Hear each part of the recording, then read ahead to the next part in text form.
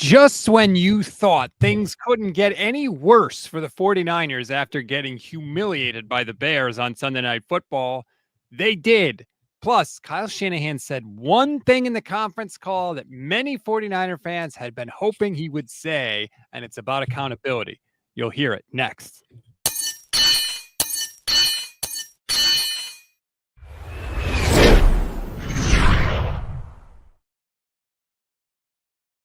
What is good, everybody? Welcome to Under Review on the Gold Standard and the Fans First Sports Network. I'm Rob Stats Guerrera. He is Vish Kumar. And Vish, it is not a happy recap on this Monday, December 2nd. No, I don't know that we could have expected a great result coming into this game. It was always a lofty expectation for the 49ers to travel back home after what happened the week before versus Green Bay getting blown out and then travel cross country to play Buffalo in that crappy weather. But certainly there were ways to break the fans, even if we were expecting a loss, and the 49ers managed to do that in the 3 hours we watched the game yesterday. Oh, man, it was UGLY ugly. We'll get to some of the game breakdown in a minute, but we have to start with Kyle Shanahan's conference call. And here it is on the screen. If you're watching, Christian McCaffrey is done with a PCL injury. He is done for the season. He doesn't need surgery, according to Kyle Shanahan, but it's at least a 6-week recovery. Adios, CMC. Jordan Mason has a high ankle sprain. He's going on injured reserve. His season is over. Kevin Givens tore his pectoral muscle. He's going on injured reserve. His season is over. The hits just keep coming, Vish. Aaron Banks and Jordan Elliott are still in the concussion protocol. Bosa and Trent Williams will be monitored. There was also more horrible Trent Williams news. He's dealing with the death of a child, which is obviously crippling and horrible. Deommodore Lenoir will practice this week. Hufanga will practice this week. Greenlaw will practice this week. And DFF is day-to-day. You know, the expression is when it rains, it pours, and it is pouring right now for the 49ers. I think I texted somebody the same exact thing about this. It's very funny that you use that expression. That's exactly what it is. The one thing I want to mention when we see all of these things is obviously, it's unrealistic at this point to expect a lot more from the 49ers season. They have suffered so many lumps, both personal and then physical on the field, that it's really hard to look at their team and feel optimistic about them making the playoffs or winning the division. But up to this point, prior to the lumps getting to an insurmountable point, which was this week, I will say the 49ers did, in a lot of ways, control their own destiny. And some of these losses were completely self-inflicted wounds where they beat themselves. Now, I guess the silver lining for us as fans is even if they won those games, it feels like the season would still feel over. So it's who cares if it feels over at 5-6, if it still would have felt over at 9-3 at this point, or 8-3 at this point. I do agree. They had opportunities to win. I mean, all the division games they should not have lost. They were eminently winnable, even with the injuries. Two things can be true. You're right about that. And also, it sucks that they have this amount of injuries. I mean, we're down to RB4 now. Isaac Guerendo was RB4 going into the season. CMC, Elijah Mitchell, Jordan Mason, then Isaac Guerendo. I saw Mayoko just tweeting. He's like, damn, I wish we still had Cody Schrader. Who knew that they would actually need Cody Schrader by the end of the season? Exactly. You're right on. And then it's the defensive line injuries. They came in thin. Then to lose Javon Hargrave, like the interior defensive line was thin to coming into the season. Then losing Javon Hargrave, losing Kalia Davis right before the season, losing what's his name? Kevin Givens now, though Evan Anderson has been one of those under the radar. Hey, they can maybe build upon him. He might start or be a contributor for years to come kind of players on this team. And so it's been all over this roster. I guess we can go straight here, Rob. This is probably a topic other shows aren't touching on today, but the Dre Greenlaw practice window is now open.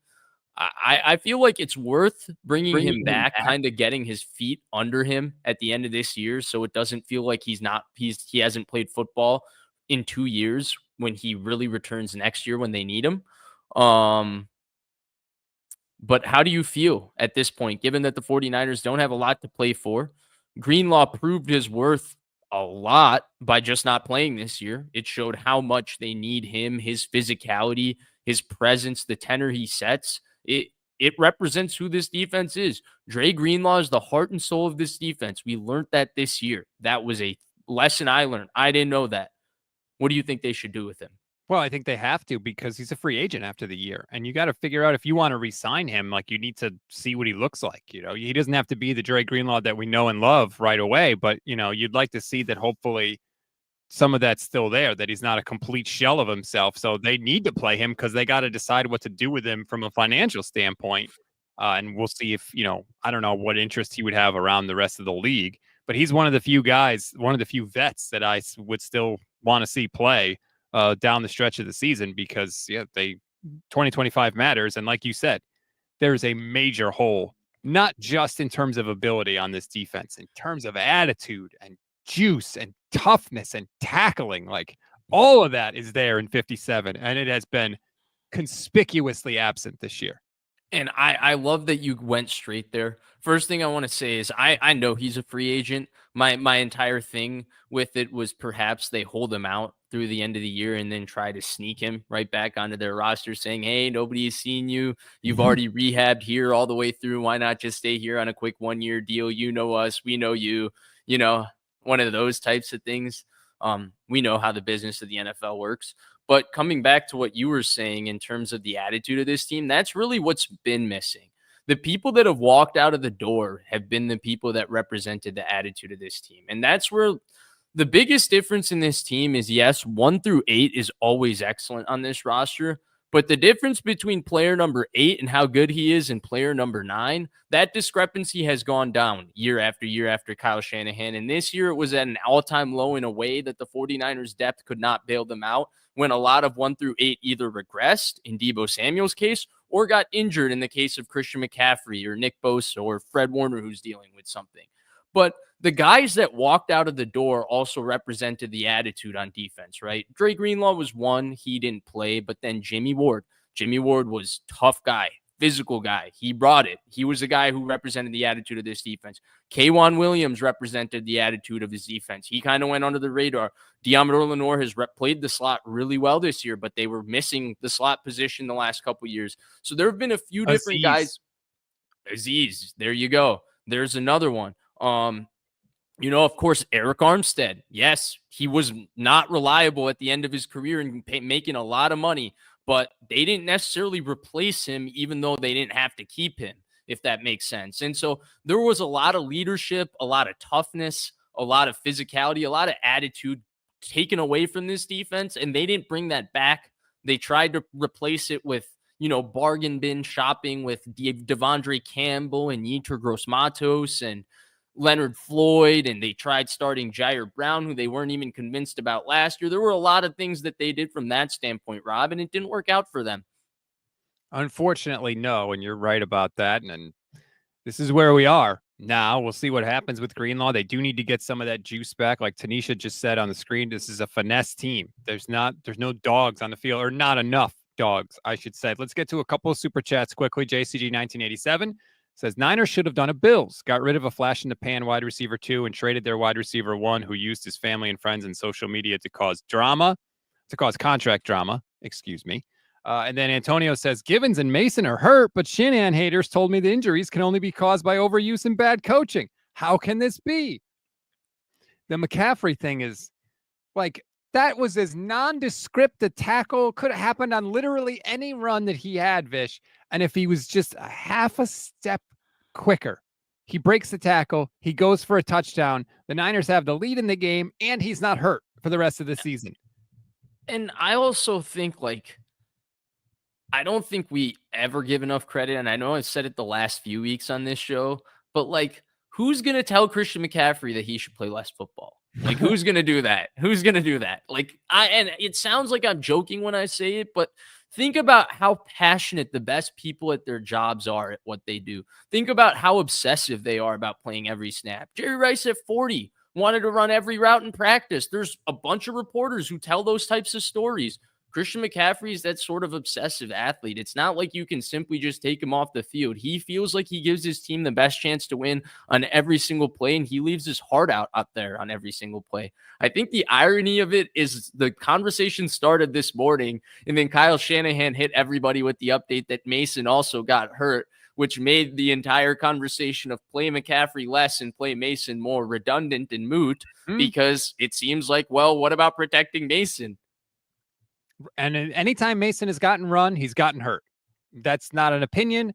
That's a fact. Unfortunately, it sucks because he's really good, but he has not physically been able to hold up in his career. Rob, he himself said it.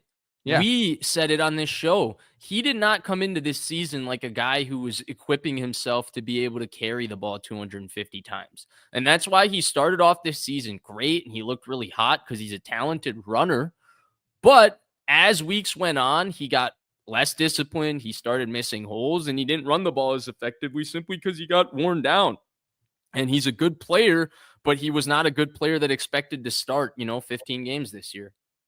And I think that when he had his little break because CMC came back, he healed up a little bit, and I thought he looked better recently. He had some of the juice back, And he got hurt again. Got hurt. Unfortunately, and we didn't even notice in the game that he got hurt. JCG 1987 says, can Frank Gore or Marshawn suit up at RB2? I'm sure Frank would consider it if you asked him now because he's Frank Gore. And he's like, yeah, why not? There's what? We already saw Marshawn do this in 2019 too, Rob. That's true. And he did it against the 49ers. That was a crazy ending of that game. Remember, they're on the 1 yard line. They're about to give it to Marshawn Lynch to win the game. And then they get the delay of game penalty because Pete Carroll doesn't know his ass from his elbow when it comes to game management. And they end up not doing that and not scoring, and the Niners win that game. Yeah. That was when there was a positive momentum-changing play. Seattle scored, They give the ball back, and there was a positive momentum-changing play on leak to Kyle Juszczyk, who did not have that yesterday. That could lead us into this game, Vish, because I think that no play sums up the season like the Kyle Juszczyk fumble. Because, and I said this last night on the Instant Reaction show, because it is the perfect encapsulation. It's not just Kyle Juszczyk's fault, and it's not all Kyle Shanahan's fault, right? I don't think Kyle Juszczyk should even be on the team anymore. And he's on the team, and he certainly shouldn't be stealing touches. And he certainly shouldn't be stealing touches near the goal line. But also, he is on the team, and if Kyle Shanahan hands you the ball, you have to hold on to the ball. But it's both coaching failures, player failures, and the combination thereof that leads to disaster this season. And that's what we got, particularly on that play. Okay. So on Twitter, I was pretty tongue-in-cheek about this whole situation. I feel like Kyle Juszczyk has been an easy person to pick on. And for me, it's mainly because of the constant reminders that he took a pay cut this season. Like, dude, it's okay. Relax, okay? We got it. You took a pay cut this season. You sacrificed so much. The 49ers sacrificed so much by making you the highest paid fullback in NFL history for this long. Like, okay? Like, the fullback, like, you got to be relevant, make Pro Bowls because of the 49ers. A personal rant on him aside. One, I do think he belongs on this football team. He's a good player. And two, I don't put this one on Shanahan, dude. Like, you can't fumble in that situation. I feel like that's on Kyle Juszczyk. Like, he should know that from Pee Wee. 2 hands on the football near the goal line. Like, what are you doing? And he wasn't even extending. The ball is on his backhand.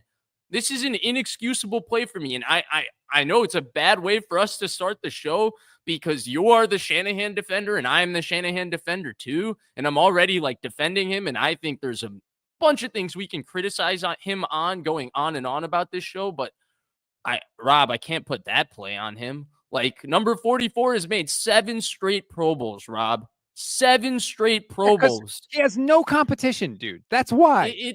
Well, doesn't matter. Prove your worth. 7 straight Pro Bowls. To me, that's inexcusable. Like, what are you supposed to do at that point? You can't go. This isn't Pee Wee football. No, I agree. He cannot fumble there under any circumstances. But also, why are you giving him a touch on the goal line, Kyle? You're having a guy handle the ball in snowy conditions that has like 1 carry every 2 months. It's on both. To me, it's on Shanahan for the overall decision to continue to have him employed by the team. and it's on Juice for fumbling when he absolutely should not have fumbled. But that's my point about this season. There have been failures on all sides. Yeah, okay. The point about the season, totally agree. And I like the way you fully represented that. The one thing on like blaming Shanahan for why are you giving the ball to Juice? My only thing is, and I think this is just a personal hypocrisy, like I can't put myself past it. If he just doesn't fumble, if he puts two hands on the football or falls down, like I'm never criticizing that play. Like I'm never saying a word about Kyle Juszczyk getting the ball in that situation. Because in fact, the 49ers getting 3 yards inside the 5-yard line is like God's gift on green earth, Rob. True. It's the greatest red zone play they've ever called. They don't get 3 yards on a run play inside the 5-yard line. That's impossible. So if the guy just does the bare basics, I'm complimenting the play. For me, it's hard to sit here now and criticize the coach because 7-time Pro Bowler can't put two hands on the ball. I feel like we say that a lot with Kyle Shanahan, right? Like, hey, the play call was working, and then the player didn't execute this thing at the end. It's very, very frustrating. You know, look, if he scores, it was going to make it like what, 21-10. It's not like, oh my God, the whole game would be different. But it was just after all the frustrations of this season and the red zone in particular, that was just like, oh my God, it was like you couldn't have made it up. If it happened in a movie, you'd be like, all right, this is getting old. Can you think of something new? But it's every single week, Bish. It is every week. They move the ball down the field. First 5 drives of the game against the Bills, all 5, first 5 into Bills territory. They got 3 points on those 5 drives.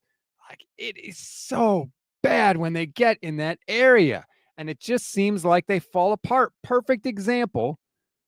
They're trying to move the chains to get a first down. Brock drops back on 3rd down. He sees Christian McCaffrey on a choice route, and he throws the ball. McCaffrey turns one way. Brock thought he was going to turn the other, and it's incomplete. And I saw a video from Brian Baldinger, and he makes a good point. Like, when have they ever screwed that up? Ever, those guys. But it's just like this year, they're just off.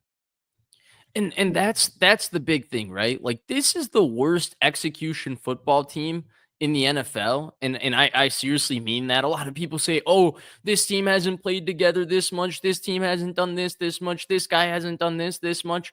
I see guys coming off of the street, and I've seen it on the 49ers too and stuff, getting integrated and playing together better than I see the 49ers in high leverage moments play well together. The best way I can describe it is, Rob, you talked about how, like, okay, if they made it 21-10, do we really think they're going to win the football game? Maybe not.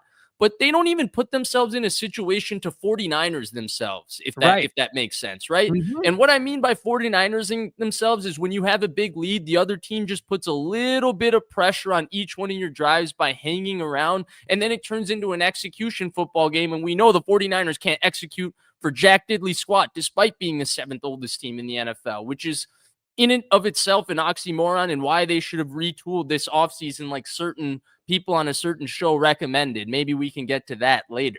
But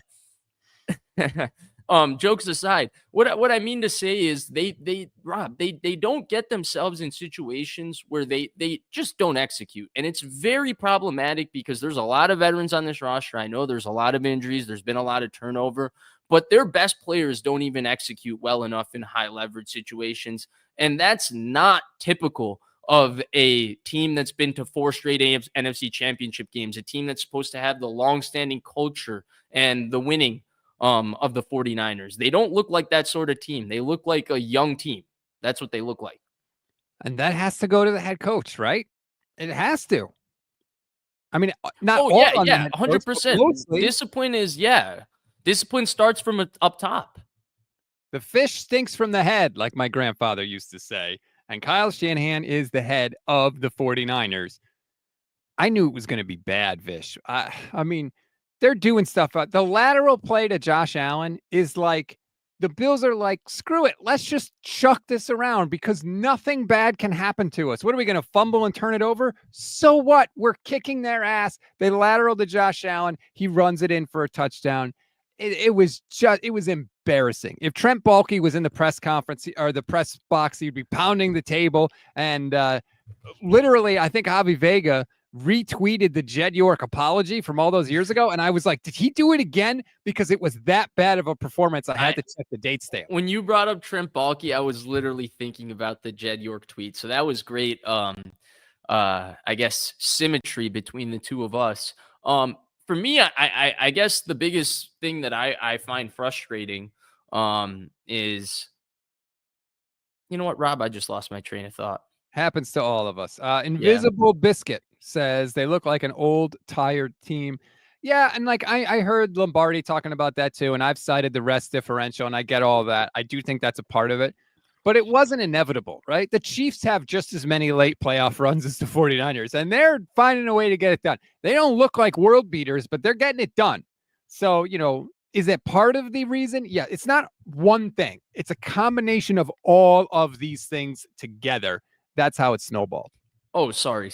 Before I got distracted, I realized you brought me back to my train of thought, which is, yes, it is a combination of everything. And I think where the combination comes from is I feel like a lot of people are analyzing this season game by game. And in some ways you can do that, and you can look at certain losses and be like, yes, the 49ers should have won that game individually, and the 49ers should have won that game individually. But if you look at the season on the whole, and you look at, for example, the Seattle game, the Arizona game, and the Rams game, after each one of those games, we all 100% agreed the 49ers should have won those games, or won that game, right? Yes. But if you lost the Seattle game and the Arizona game, should you really have beaten the Rams? And if you lost the Arizona game and the Rams game, should you really have beaten Seattle? And if you lost the Seattle game, you know what I mean? And so when you look at their season on the whole, they haven't been that good of a team, even though in individual moments we can isolate our feelings and say they should have done better in that spot. They haven't done better because their MO this season is just not to do better. Now, for me, where I guess I take a veer step from everyone else is I guess I didn't predict this from this season, but I did say that I felt like this was a season they should have retooled. And they shouldn't have gone back in with this aging roster. They should have taken a step back and tried to retool it. And I thought that they were good enough between Nick Bosa and Brock Purdy and a few other guys to be good while retooling it. And I still believe that had they done that they would have had a more successful season than they're having now. It's the easiest thing to say, and I'm going to go ahead and say it. But that's I guess where I look at their season, and I don't look at it as an abject failure game by game. I think they had a failure in their plan of how they came into the season. They implemented that plan to the best possible capability. In my opinion, it was the wrong plan, and they're seeing the results of going with the wrong plan. They shouldn't have gone all back in with this same exact roster. It shouldn't have been restructured Deebo Samuel. That shouldn't have been a thing. I agree with you. That was a mistake. And I think that, look, they got to the end of overtime in the Super Bowl against the Chiefs. And maybe Kyle was like, we're so close, like maybe he would have retooled, but it was so close that they thought they could squeeze one more season out of it. And it just hasn't worked. And it's unfortunate. And that's so close point, Rob, yeah, is just such a good example of the play you were talking about when I lost my train of thought. Like, it tells you how quick the lights switch in the NFL. Like, just a year ago, the 49ers were that confident boogeyman that the Bills were to the 49ers. They were the team doing all the crazy crap and doing all these kinds of things. They were the team feeling themselves throughout the game, feeling unbeatable. This year, nobody's scared of them. Like, just a year ago, who do you think Amari Cooper and Josh Allen are trying that against the 49ers? Right. No, because it's like, we don't know if we'll ever score. We can't mess around like this. Absolutely. That is a perfect example of just no fear whatsoever. The Lions are licking their chops right now. They can't wait to drop 70 on the 49ers, and they just might, quite frankly. It's going to be like the Eagles, what the 49ers did to the Eagles last year. Yes. And it's in San Francisco, and they're still going to go and do it. But yeah, no, it's going to be bad, but I agree.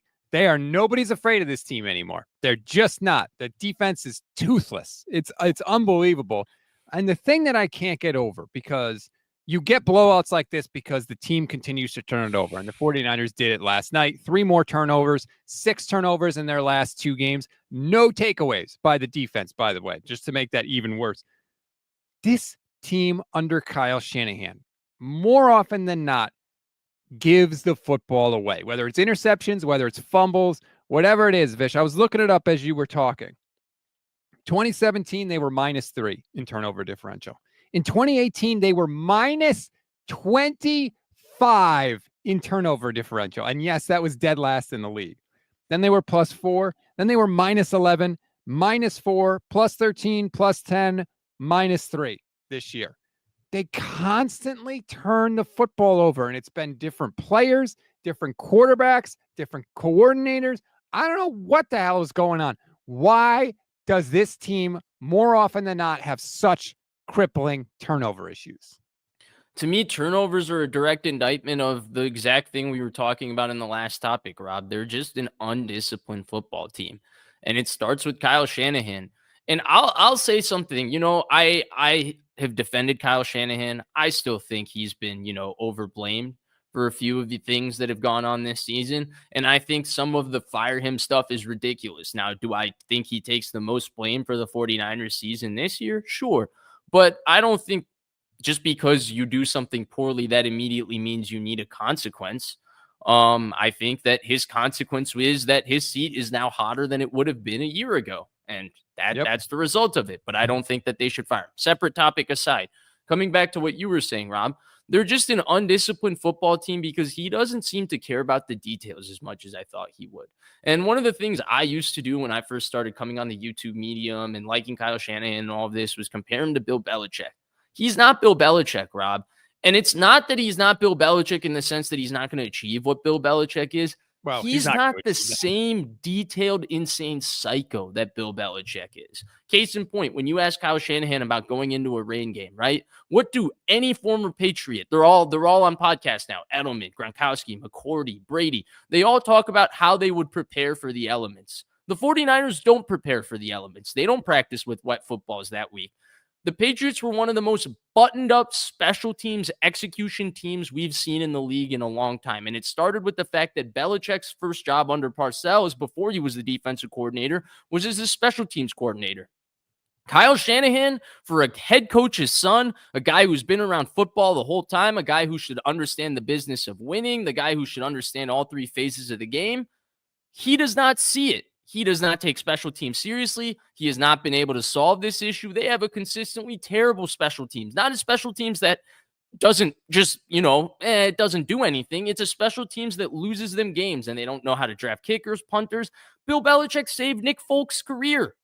And Kyle Shanahan's drafting Jake Moody in the 3rd round, and guess what? He's broken. They might cut him at the end of this year, which is pathetic, okay? So there's the second thing. And then the third thing is Belichick knew how to get rid of players a year too soon, right? Anybody who's read books about football history, that was Bill Walsh's old adage, first saying, you always get rid of a player 1 year too early rather than 1 year too late. You look at the 49ers roster, there's 1 year too late all over that roster. It's 1 year too long with Deebo Samuel. It's 1 year too long. It was too long with Javon Hargrave to begin with. It's 1 year too long here, 1 year too long there. It's spending money on older players because you're trying to recreate something you had a year and 2 years ago. Time moves quickly in the NFL. Belichick was for the longest time able to move with it. Of course, he had Brady. Of course, that helps. But the greatness of Belichick existed in those details. And as someone who compared Shanahan to him, now making that direct comparison, those are the issues with Shanahan. And coming back to the point you and I were discussing, Rob, which is why are the 49ers turning the ball over so much? Why are they so undisciplined? It's because I don't think Shanahan is detailed and organized enough in his own life to run a detailed and organized football team. Even at the 49ers' best, they won on talent, scheme, and talent and scheme. They didn't win on execution. They're not a good execution team. That's why they lost all of those seasons late in the season in brutal fashion, in close games, because they're a bad execution team. Not having the quarterback like Brady hurts in those spots, but it's also a Shanahan issue. Some of the details, like the special team stuff, that goes on his football tombstone, man. It's been an issue for too long. And I don't understand how you could talk and harp on the standard, and not hold a third of your team to the same standard. And I get it. He doesn't need to be out there, teaching Jake Moody how to kick a football. But when your coverage has been this bad for this long and it's cost you games, yeah, you need to stop and say, apparently this is more important than I gave it credit for, and we need to fix it. And that's what I'm looking for this offseason, Vish. I want to see, you know, people want to hear Kyle Shanahan say it's my fault, right? They want to hear him talk about that. And if you heard his conference call today, he actually did say it. Listen to Kyle's answer when he was asked whether or not he's satisfied with Nick Sorensen. I'm very satisfied with Nick. I mean, I'm not at all satisfied with the results and how it's going right now, but some of the mistakes that we've made, I don't think, or what's happened here in these last 2 weeks, I don't think that's a schematic issue. It's a little bit more of a fundamental issue, and that also starts with me. That goes to all coaching, and it goes down to the players. It goes to everyone in this building. So, the results here these last 2 weeks haven't changed my opinion on Nick. So there you go. There's Kyle. Honestly, maybe for the first time ever saying that starts with me, which a lot of people want to hear him say. That's great. I want to see what he does this offseason. You have to fire your special teams coordinator. You have to. Even if you don't think he deserves it, you have to, just to show the world that you actually give a crap about it. You have to do it. You need that. You probably are going to have to fire Nick Sorensen again. You need to get, I don't know, some sort of game management person. You need a new game management person because it's not working. We need tangible signs that things are going to be different this offseason. Yeah, I love the direction you went. I more or less, we've joked about it together on this show. I think the accountability stuff is mega overrated. I think it's like a kid crying at you to say sorry. Like, what is it going to solve? Right? You actions are what's going to solve problems, not right. Saying sorry, right? Like that's you're just throwing a tantrum in that moment. You're looking for a band-aid solution. Now, in terms of the accountability, I love where you went in terms of like firing the special teams coach. Essentially, you're asking him to take charge of the situation. And that's what I want from a special teams standpoint as well. I don't need to hear at a press conference, Kyle Shanahan, why did you draft this kicker? Oh, I don't really get involved in that. I don't know much about the kicker. Like, we just took it. No, dude. You're in charge of this team. Dude, we drafted this kicker because this kicker is a motherfucking beast. Sorry, Rob. He's going to freaking, make every field goal in the playoffs. Something like that. I'm not saying that's what he should say. A lot of people are then going to immediately take what I'm saying literally. I'm talking about him having a vision for every decision he makes because that's his job as a leader. That's not to compare him to Jim Harbaugh, but that's the only successful other 49ers coach in my lifetime. And that was one of the things I really admired about him. He had a vision for his special teams. He had a reason for each player. He showed why he believed in him. And I would like Shanahan to do that. Take charge of the special teams. You're the one in charge of everything on this football team anyway. Take ownership of it. Take ownership of why you're getting a certain special teams coordinator. This is your team. Take pride in it. So I love where you went, Rob, and I'm absolutely with you. That's what I want to see from Kyle Shanahan this offseason, because he is in charge of all of this, and he is fully capable of steering this ship in the right direction year after year. They had a bad year. It happens. There's some changes that need to be made. The question is he going to be willing to look inward and take charge of the situation and lead his team towards the solutions? And I think they can start finding solutions at the end of this year itself, Rob. It's time to find out which one of these young players are key contributors that can be a long-term part of this football team and which one of these guys need to go. And I think we already have a good example of a guy that might need to go, and he might wear number 27, Rob Guerrera. 27. Ji'Ayir freaking Brown. Whoo, baby.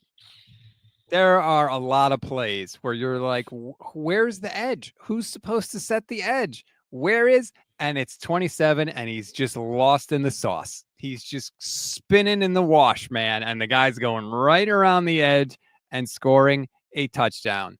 It is unbelievable how far his stock has fallen in my eyes. He came in last year, and I was like, damn. This guy can actually make a play on the football. I haven't seen that from a 49ers safety in a while. He had a huge interception in the Super Bowl, an interception that if this team could execute would have turned the game. At that point, it was the biggest play in the game when he made it in the Super Bowl. And I feel like that is the last play Ji'Ayir Brown has made because, ooh, man, every time there's a big play, it's like, well, Ji'Ayir Brown screwed that up. Ji'Ayir Brown whiffed on the tackle. Oh, Ji'Ayir Brown didn't set the edge. And somebody on this show has been trying Thank you. Finally. There we go. Say it. Say it. Somebody on this show has been telling us for weeks that Ji'Ayir Brown ain't it. And I got to tell you, I was right all along. No, I'm kidding. It was totally Vish. You've been saying it, Vish. Last night, I mean, God, whether it's the James Cook 65-yard touchdown or the first touchdown the Bills had where a wide receiver just takes him completely out of the play, it was bad from 27. Yeah, and I actually, in all honesty, he was a player I liked before the draft, and I'm rooting for a 49ers player, so I'm disappointed from his season. I don't want to pretend like I'm victory lapping on this at all. It's a joke between Rob and I, but obviously I'm disappointed that the player is not having a successful season. That sucks for him first and foremost, and then, yeah, it sucks for all of us because we root for the football team, and he's not very good. But more importantly, in terms of what I saw, I was worried about him coming into this year because I didn't think he played well as a rookie at all. I felt like a lot was made out of the interceptions of his rookie year. I know that you and I had that debate in the offseason, Rob, where I brought up, well, I don't think this team is that good at safety. And you were like, well, he makes plays on the ball. The Jimmy Wards and the Jaquaski Tarts, those guys never made plays on the ball. But I've been consistently pretty good at predicting certain things when it comes to this secondary, Rob, when it comes to Isaiah Oliver, when it comes to Ji'Ayir Brown. And I'll say all of this to say I'm not going to take my victory lap, even though I already have done that. You know, I'm one of those people that goes, hey, I'm not going to give any excuses and then list 5 different excuses. I'm not going to take my victory lap, even though I've already taken my victory lap. My frustration stems from the people who watch practice every day and give bullshit like that guy is going to have a breakout season. I watched the preseason. I didn't feel that way. I watched him last year. I didn't feel that way. I have to guess he looked in training camp exactly how he's looked during the season. I want to remind you that the 49ers reporters do not have a freaking clue what they're watching when they go to practice. Stop believing them. Stop believing in the training camp staff. Stop pretending like them having a split-second view from 50 yards away is telling you exactly what's going on in 49ersville. They don't know how to analyze these players or practices. And for the record, neither do I. I'm not pretending to be that. That is, we're not there. We're not analyzing it.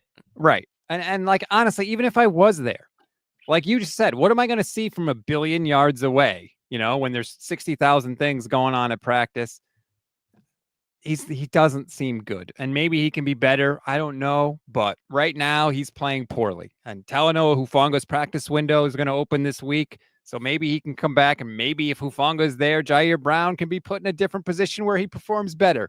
But it has been Gibson's on the 53-man roster too now. Yay. That'll fix it. Right. I will mention one thing because I also want to be fair. I did kind of smash the 49ers reporters, like bash them, excuse me, not smash, excuse me, pause. Bash. Holy cow. Bash them mainly because the delivery is funny. I'm more being realistic when I say it's nothing to do with their football knowledge. It's just think about when you're at a football game, how quickly the play moves and how difficult it is to watch just one thing on the field, right? Like the play is like this. And if you try to watch more than one thing, you're not sure of what you watch. And there's no instant replay or TV or a commentator to go back and slow it down and show you everything that happened, right? Now think about that in training camp practice, except the next play is coming. They're writing down what happened. They're writing down the result of the play, taking a note, and then seeing what happened. Like, it's not realistic to expect these people to be able to catch everything going on and describe it and transcribe it and be able to have a strong opinion. It's just not a fair ask of a human being. And that's why I more so discredit their opinion. It's funny to do it the way I do it, but it really comes from a standpoint that you can't expect them as human beings to be able to do that. I will say this as well. Most of them are trying. There are a couple who are just interested in furthering their agendas. It's not a deliberate misinformation campaign. It's really hard. It's difficult to do. Can we talk about maybe some of the good things that we saw on Sunday? Because like I want to try and stay somewhat positive. What good things did you see on Sunday? Ben Barch and Jalen Moore were not a turnstile on the left side of that offensive line. Now, look, it's easier to block when defensive guys can't get footing and there's snow and all of that. But I've seen Jalen Moore look like he has no business being on an NFL field. I've seen that multiple times. And the past 2 games he's been in, he's been okay. 2 games in a row. Exactly. John Lynch also complimented how he played. He said the rest of the offensive line was bad and Jalen Moore was okay after the Green Bay game. And I agree with you. And there's a silent thing too, where I think he's kind of shown where in a pinch, the 49ers could be okay with him starting at left tackle. And something I wasn't able to verify before this show, but just another way I wanted to compliment the Jalen Moore, Ben Barch duo, and maybe our avid listeners who are great fans of the sport and know a lot more than the two of us at times can confirm this for me. But early in the first half, I felt like the 49ers were running left a lot, and they were having a lot of success just running basic inside zone to the left. And I feel like they did this early in the second half as well. And then suddenly they started running right more, and they didn't have success running to the right. They had a couple penalties running to the right. If someone can verify this for me or back this up statistically, I wanted to do it myself. I was unable to before the show. That would be great. But that was something I noticed to my naked eye. And it was just credit because I don't know that we've seen, Aaron Banks and Trent Williams get movement like that in the run game since before the bye, the way Ben Barch and Jalen Moore were. The 49ers run game was effective for the first time in forever yesterday. If you're watching the stream right now, you're looking at the Jordan Mason carry chart. Looks pretty even, I would say, maybe slightly more left of center than to the right of center. They don't have Christian McCaffrey's for week 13, so I can't. But the runs are much bigger to the left, to my yes, point. 100%. Besides the one, he seems to get like 10 yards to the right. They absolutely were clearly much bigger to the left. That is true. So now we're going to get to see Isaac Guerendo, Fish. It's going to be the Guerendo show. And for better or for worse, he has to, because it's him, it's Patrick Taylor, and then they're going to have to add people because they are out of running backs. Debo. Yeah, it'll probably be Debo too. And you know what? I don't want to wish injury on anybody, obviously, but I would like to see Guerendo more. I would like to see Ricky Pearsall more. Like Ricky Pearsall has like 3 targets in the last 2 weeks and then no catches. Like Kyle, chuck it to him, man. Throw it to him. Not because I think that he's going to be the key to success in 2024. It's because I want him to be able to be a solid contributor in 2025, or I want the team to know he can't do it and they need to continue to look for a wide receiver. But either way, I want an answer. I don't like uncertainty. Give me the youth. Give me the kids. Let's see what Pearsall has. Yeah, I'm 100% with you. I almost want them to force feed Ricky Pearsall. Yes. Just to let's see what his attributes are. Let's see how good he is after the catch, how good he can be separating against coverage, how fit he is. Give him the Richie James game plan. You know what I'm talking about. How fit he is to be able to carry that sort of workload, stuff like that. I mean, I want to see that because I feel like he's good, right? I feel like I've seen enough to say I think he can be a good NFL player. But how good, I'm interested to see. Because he's been quiet for the last 3 games, but I still remember that Tampa Bay game where he outran the angle on Antoine Winfield Jr., and I want to see more of that. It feels like the 49ers pass game recently has been throw it to Juwan Jennings anytime you're throwing it above 8 yards, and then throw it to Deebo Samuel anytime you're throwing it 5 yards or less, with a little bit of running back in between and a couple of touches to George Kittle, which are the best plays, but you can only use him, 4 or 5 times a game. It's unfair if you use the Kittle card more than that. Yeah, really they do act like George Kittle is like the Madden Ultimate Team player, and if you use him too much, he's going to go away. And George was a little ticked after the game. For the first time.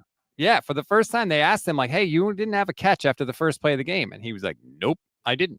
And they were like, is that because of something they were doing to you? And he said, nope, I feel like I was open. I only ran 8 pass routes the whole night, he said, but I feel like I was open. This is George Kittle. This is Mr. Positivity George Kittle. But when you're not winning, Vish, this stuff bothers you because he wants to win. He feels like he can help the team win. So when you win and you only have 1 catch, you're okay. But when you only have 1 catch and you lose, that's a problem. And this year, it seems to be a problem for George Kittle.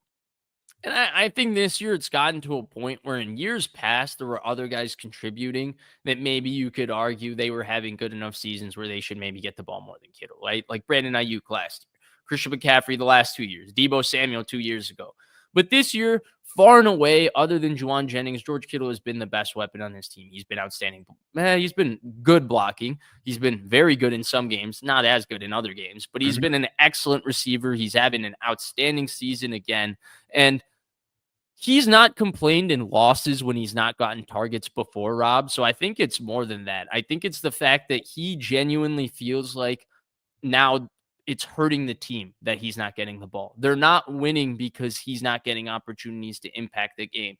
And he's never felt that way. To me, he's the heart and soul. He's the tone setter. He's the culture of this team. Mhm. I sometimes gave that credit to Deebo Samuel, but I've since amended that and further realized that the unselfishness that the 49ers weapons play with stems from the fact that George Kittle was the first team All-Pro of this regime, and he was the first one to sacrifice, and he sacrificed for Deebo Samuel, which set a precedent for everybody sacrificing for everybody. So to me, the fact that he's complaining at this point, it goes to show that, hey, Kyle Shanahan, you got called out. This is the first time, too, I feel like somebody offensively has called him out and said, hey, you got to be better. And it's in public. And it's George Kittle doing it. It's a big statement to me. I don't think it was an accident. Like, George has been around long enough. He knows how to handle the media. He knows how to not answer questions. He knew what he was saying. It wasn't an accident. And I don't blame him. I don't blame him one bit, dude. Come on. What do you have? 2 targets in the game? He had just as many touches as Kyle Juszczyk. What are we talking about here? What are we doing? Like, say that out loud. It's bizarre and ridiculous. It should be Kittle, Pearsall, Cowing, Garendo the rest of the way. The rest of the way. And I'll just say this about Ricky Pearsall. It is crazy to me that he could have gotten shot through the chest, and that's not even the worst off the field thing that has happened to the 49ers this year, which is unbelievable. They're now dealing with another personal tragedy with Trent Williams, who lost his son at childbirth. I mean, this is unbelievable. I tweeted, I can't think of a 49ers season with more horrible stuff happening off the field that we know about, of course. Obviously, there could be other stuff we don't know about. But this season has been unlike anything else. It has just been a perfect storm of awful in 2024. Yeah, and I know you didn't mean to go and rate how bad any of these situations are when you were saying, oh, the Ricky Pearsall thing might not have been the worst, because it's just been one bad personal tragedy for different members of the organization after another. Like, I'm absolutely with you on that. It's been, like, actually sad. And I saw a couple of tweets criticizing Charvarius Ward for his play yesterday. Rob, as a human being, I don't even get that, because the fact that he's on the field and I'm even watching him play football, to me, is surreal, because I can't even I certainly can't empathize with what he's going through, because I've never gone through that. But for me, when I think about if I was in that sort of position, I don't think that I would then go do my job, especially if my job was in a public eye. So I can't imagine criticizing him for doing his. And I thought some of those tweets kind of sucked, Rob, but you're absolutely right. Like, the personal tragedy that some of these guys had to endure, the latest being Trent Williams, it's hard to hear from a human being standpoint. It's hard to hear when you hear it on the news, but I feel like when we follow this football team so much, even though a lot of these players are strangers to us, they feel a little bit more than just strangers you hear about things happening up to on the news. And when I heard the Trent Williams thing today, my heart was broken, because, yes, I don't know Trent Williams, but I know Trent Williams, if that makes sense. I think every football fan can empathize with what I'm talking about. And it was really, really sad to imagine, like, the guys going through something like that. That's heartbreaking. Kyle was audibly upset on the conference call talking about it. And, like, when is the last time we heard Kyle Shanahan emotionally get, that choked up? But this is real. Like, these are human beings. These are friends. These are people that he spends every, hours and hours with every day. And to go through something like that, I can empathize with them. I am a father. I mean, the Mooney Ward situation, he walked into the bedroom and it was over, and he just discovered what had happened. I mean, I can't even begin to imagine what that would do to me psychologically and mentally. And the fact that he is out on the field at all, I will not criticize Mooney Ward for anything this year. No way, no how. Like, it's unbelievable that he's on the field. Kyle was asked today, is Trent, like, does he want to come back and play? And he said he actually does. And there's no right or wrong way to deal with any of this. If he wants to come back, if he feels like he's ready, great. The physical side of it is another with his ankle. But I mean, this whole season, Vish, the whole season has just been a disaster for the 49ers. And obviously this off-field stuff is far, far, far more important than the football. But, from our perspective, just covering it and watching it as fans, there's a term, lost season. This is a lost season for this franchise. Yeah. Wow. Rob, it was touching how you put that. I got to compliment you for that one. No, thank you. Yeah. I mean, oh God, it's like the cliche thing where your parents are like, don't even talk about it. I can't even, but it's literally like that because seriously. If my brain starts to go there, it'll take you to a dark place, for sure.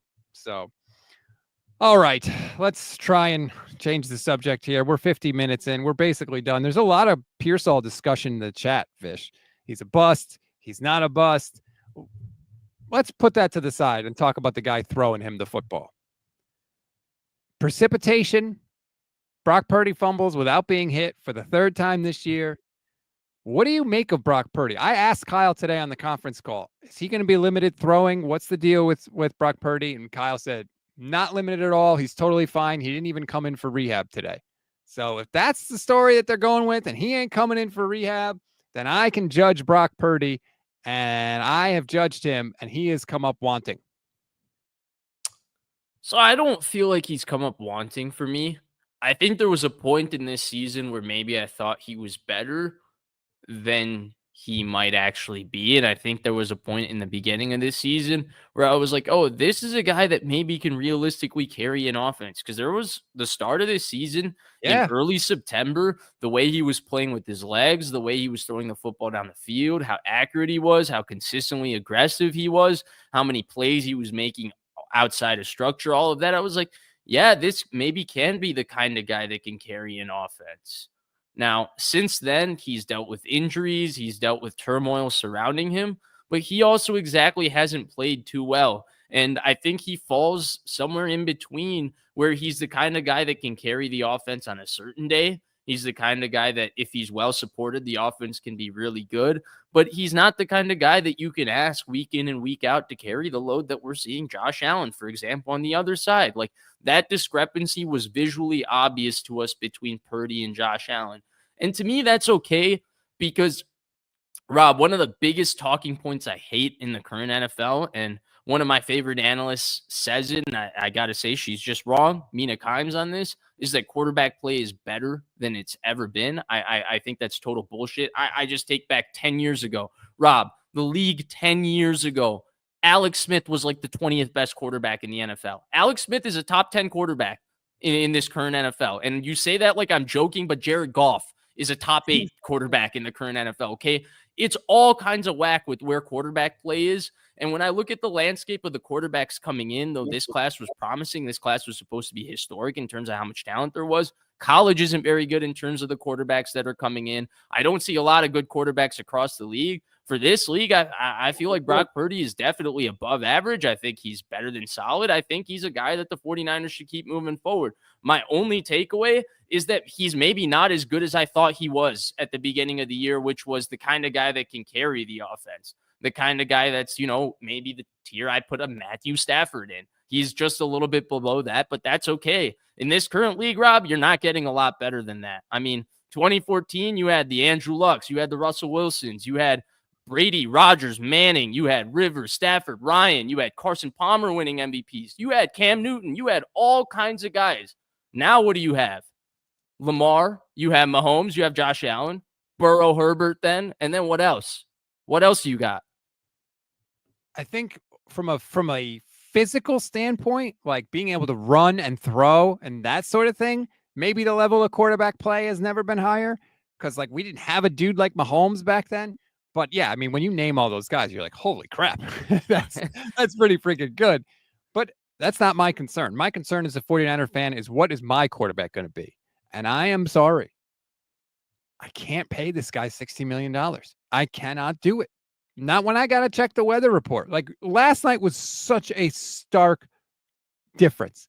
Josh Allen is ripping balls down the field through the stuff. Like it's 80 degrees and sunny and he's in San Francisco. Just ripping balls down the field when necessary.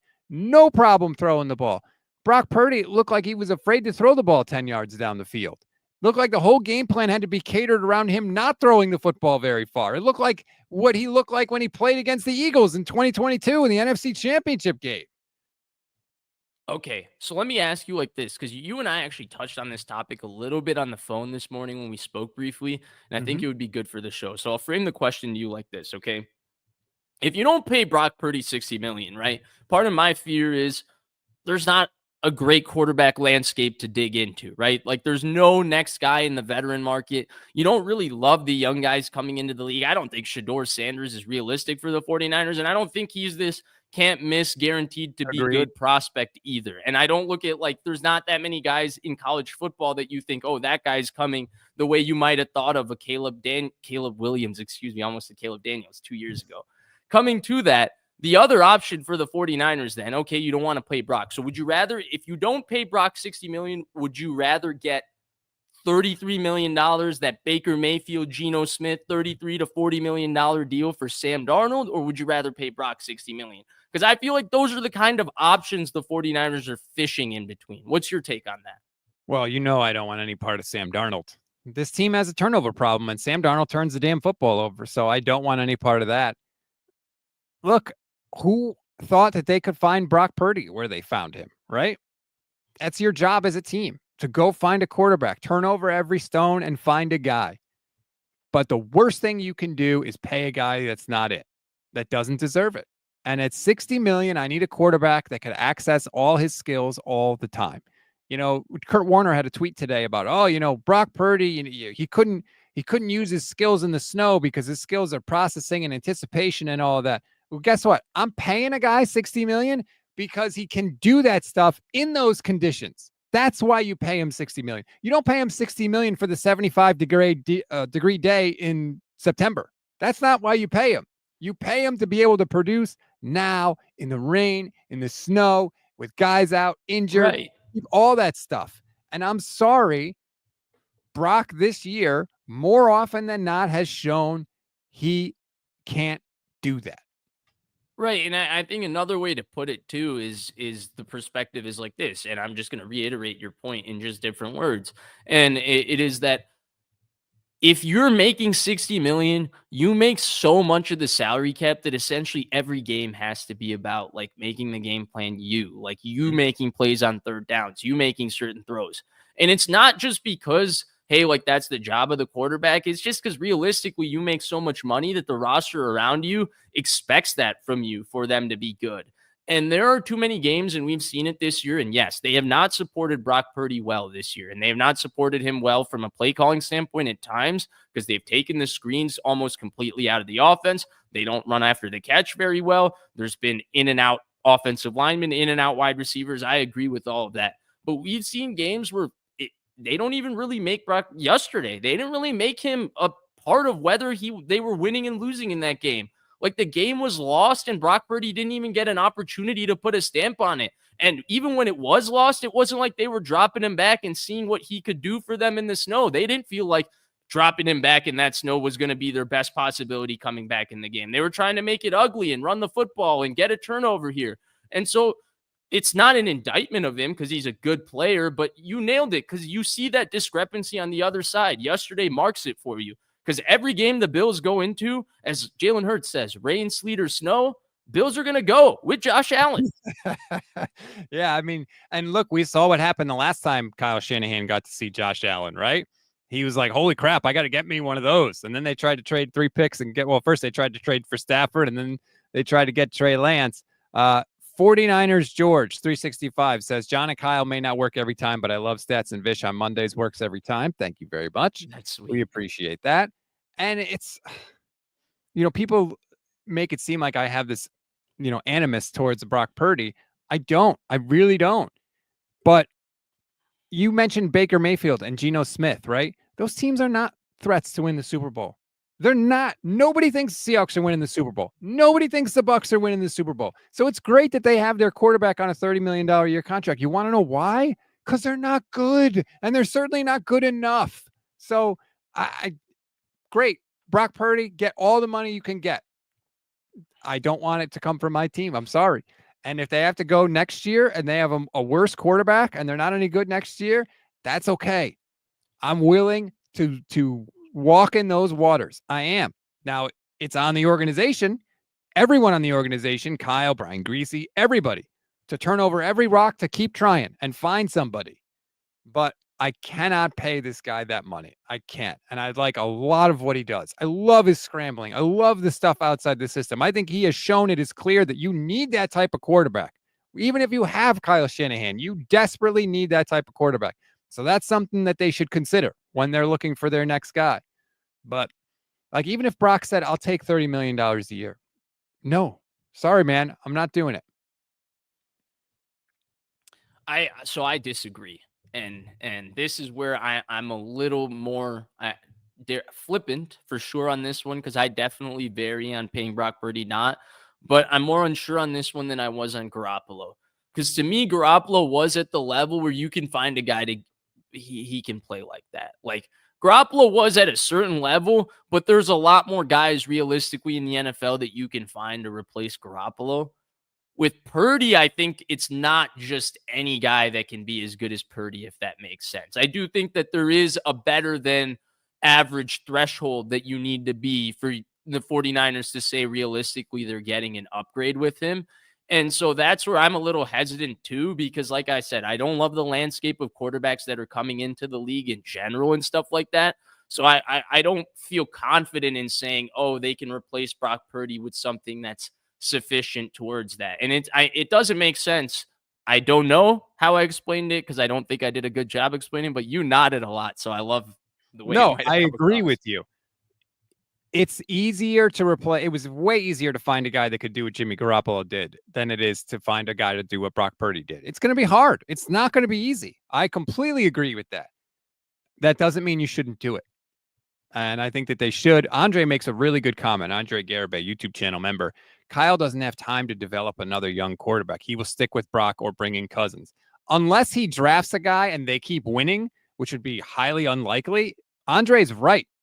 Like, I don't think Kyle should be fired. There's no indication he's going to get fired. But if they have another bad year next year, there's going to be a lot of talk about that. And he may get fired next year. So it's not like he's going to draft somebody, because I'm sure Kyle is very aware of where he sits on the hot seat. Like, he always talks about that, about how, you got to move your wife and kids and your family and all that stuff. So he's not going to look in that direction. So I completely agree with Andre. It's going to be Brock. It's going to be Aaron Rodgers, or it's going to be Kirk Cousins, or maybe outside shot Sam Darnold. I think it's one of those four guys will be the quarterback for the 49ers in 2025. Yeah, I agree with you and Andre as well. And I guess we can kind of end the show towards this point, because I'll take it more to a league-wide point. I think he's an example of why the league is struggling to get quarterbacks now. Coaches like Shanahan are that example, because Shanahan has the job security to give a young quarterback the chance to actually grow and develop. And if he won't do that with his job security, then that's why you get these other coaches giving up on all these young quarterbacks right away. And none of them are developing. They don't even, the way they play, even if they play well early, it's not realistically like Jaden Daniels right now. Jaden Daniels is playing awesome football. Jaden Daniels is going to be a good player. But the gimmick, the way they're having him play quarterback, that's not fully sustainable for him in his career. But they're not giving him a full chance to develop, because they're trying to win with him right now. And they can win with him because he's really good, but they're not giving him the chance to become as good as he can fully be, because there's a part of his game that they're stunting his growth because they're not having him do it yet. It's a lot of words to say. I think that that's an example of why the NFL is where it is. I think people have become more aware of what their selfish agenda is and trying to achieve that in the NFL, which I never blame anybody. You have to put yourself and your family first. But now we're seeing how it affects the full landscape of the product we're receiving. And he's an example of this, because, again, if he doesn't have the job security to be patient and give a quarterback a chance to grow and go through good and bad seasons, then nobody does. He did in 2021. That's the crazy part. He had more security in 2021, and they got off Lance after 4 starts. He didn't even want to go through it the next year. That's the funny part in all of this. Even in 2021, he was setting himself up to not go through it the full year. Yep. So that's the weird thing, is that he actually could have done that. He was unwilling to do it himself. And now we're here, and we'll see what ends up happening. But yeah, It is amazing. If you had told me when the Super Bowl ended that this would be the season that the 49ers have had, I would not have believed it, because we are facing a major, major renovation in the offseason, more coaching staff changes, I'm sure.